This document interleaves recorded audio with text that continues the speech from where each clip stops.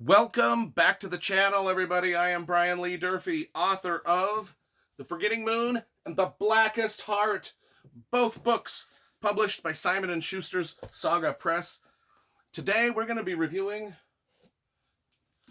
From A Buick 8 by Stephen King. Book came out in 2002.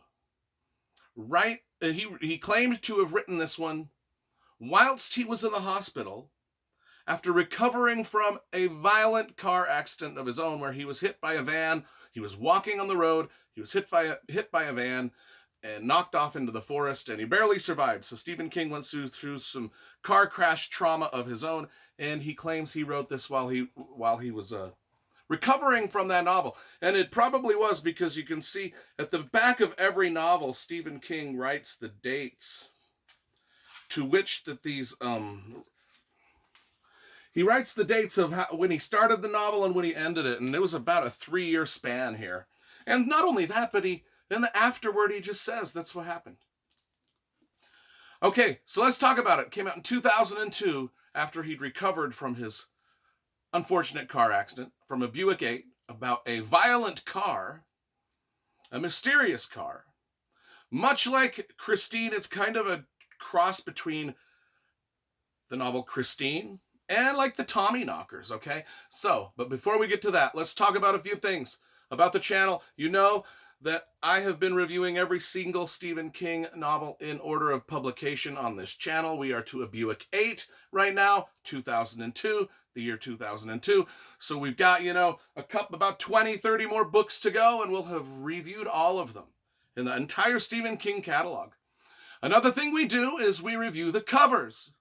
We always review the covers first. I gotta say, I love this cover. This cover was done by an art illustrator named Mark Stutzman, and I love the wraparound of the Buick and the cop car sort of blended together. The hardcover version of the cover is dope. Now, you also know I always get the paperbacks too. The paperback cover, this was done by an artist named Tony Morrow. Also a really good sort of airbrushed illustration of a Buick. I kind of like it. I will give my nod to the hardcover version. I just like it better. And there's another reason I love the hardcover version, and that is because it is the only Stephen King novel that I have signed. So there you go. Another thing is, not only do I have the hardcover version and the paperback version, but I also have the audible.com version, and I was reading along in the book to the audible.com narration, and I had to turn the audible.com narration off. You know, when I'm reviewing these Stephen King books, I talk about the audible.com narrations, and 95% of the time I love them. The only times I don't like them is when the books are narrated by a full cast of actors. I just like the one voice narrator, and that's it. I don't know, it's just one of my things. The whole cast.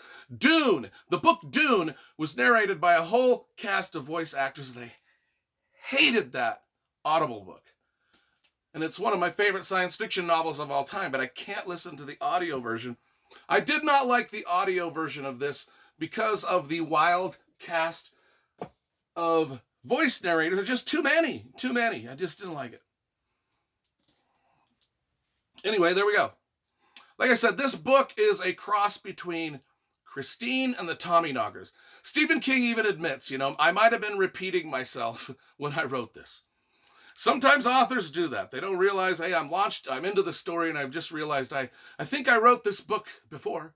I think it was called Christine, and I think I injected a little bit of the Tommyknockers into it. But let's talk about it, because I actually like it probably a little bit more than Stephen King liked it. But let's talk about it. And there's some reasons that I liked it. Some very specific reasons. And first of all, it has to do with its set amongst the whole cast is a group of Pennsylvania state troopers, highway patrolmen. And I love anything that's about, because I work law enforcement, I have for a long time, I like anything that's about the camaraderie of law enforcement guys. Like, that's why one of the reasons I love The Green Mile is because it was about the camaraderie of those prison guards. I love, I've got I've got thousands of police procedural novels here in my library. I just love that kind of stuff. And so we got a cast of great characters set in the highway patrol, and we get Buicks. And I love Buicks. My first ever car that I ever bought was a 1973 Buick Regal. I was just a kid. It was an old car, but it was dope looking. I fixed it up. I turned it into a muscle car. And I'm telling you, Buicks are mentioned a lot in this book. I mean, it's called a Buick 8. What happens?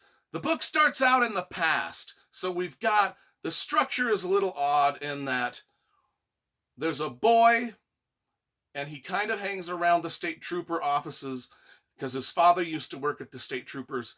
And now the state troopers are going to tell him a story about his father in the past, 25 years in the past, and a mysterious Buick. And so the story is told as, we kind of get that story as it's told to the kid. So it's a kind of an odd story structure. It's like we're hearing it told to the kid as the kid is hearing it told to himself by some of the state troopers. So what happens is, in the very beginning, there's a drunk driving accident.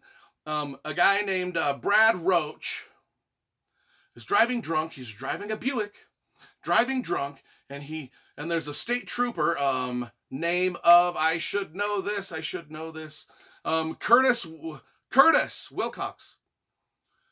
Curtis Willix. He is a state trooper. He's pulled over someone on the side. He's pulled over a car to give him a ticket, and the drunk driver wipes out into the state trooper and kills him. And the way that Stephen King describes that car accident is one of the better, most gruesome descriptions of blood and guts that you'll ever read in a Stephen King novel. And maybe that was really close to him because he had just been hit by a car himself. And so I imagine he was just feeling all of that as he was writing that scene. And it really comes through. It's really descriptive, very gruesome, very horrifying. And that is, Curtis Wilcox dies. Now his son is, I think his name is Ned. Oh yes, Ned. His son starts to hang out at the state trooper place, and he gets a job sort of as one of those dispatch people at the state trooper place. And the state trooper people are like, hey, listen, there is a story about, because he wants to know about his father. He doesn't know much about his father. And he wants to know, and the state troopers are like, listen, your dad was one of the best troopers. Before he died, he was one of the best troopers ever. Let us tell you his story. Also, there's a mysterious story about this shed out back that we've got, and you need to hear that too, because there's some mystery surrounding that shed that Ned also is aware of. And so they commence to tell him the story. So the story spans about 25 years in the life and times of this state trooper sort of department, along with the shed. And what's in the shed is the mystery. It's an old Buick 8-cylinder thingy car, and although it looks like this,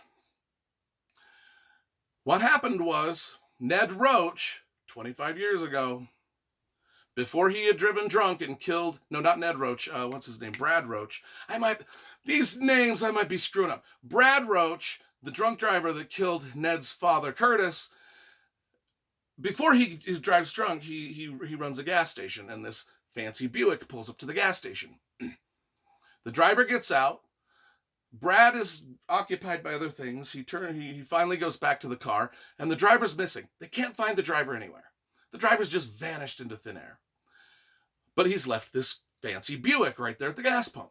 So he calls the police and says, hey, there's a missing person. This Buick is here. I don't know what to do. So the police come investigate. They can't find the missing guy.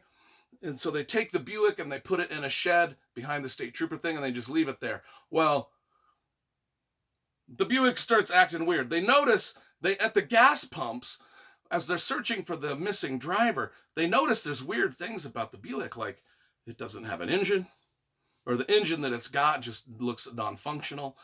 The dashboard isn't like a real dashboard. It's like a piece of wood with stickers on it. I mean, there's a lot of bizarro things, but somehow they tow it to the shed. They put it in the shed. And then the Buick in the shed starts doing weird things. Another one of the state troopers goes missing. They attribute it to the weird car in the shed. And then the car just acts weird. It does weird things. And they start doing bizarro. So one of the fun things of this is these troopers, they start doing bizarro experiments with the car in there, because they're like, this car is eating people or eating things. Like, we put things in here and they disappear, or just wild fireworks shows start. I mean, it's just a bizarro thing. Very weird experiments they start doing. And then this is the state troopers. Till I rambled a lot in this fucking review. But anyway, this is what the state troopers tell young Ned about his father and this Buick. And I enjoyed it. I enjoyed everything about these state troopers and their day-to-day tasks, and the way they talk to each other and converse to each other, the way they even told the story to young Ned about this mysterious Buick and how awesome of a state trooper his father was before he was killed, and everything else. And of course, is just like in grand Stephen King fashion, all of the plot threads that he's put to, most of them tie up really succinctly and really nicely. And it's sort of it's got some very gruesome moments, especially up front, but it's not as gruesome as Christine, I don't think, overall. However, I liked it better than Stephen King liked it, and I liked it better than most people, I guess. I'm going to give it a solid, for a Buick 8, I'm going to give a solid 8 out of 10. I think a Buick 8 deserves at least an 8 out of 10. So that's what we're giving it, folks.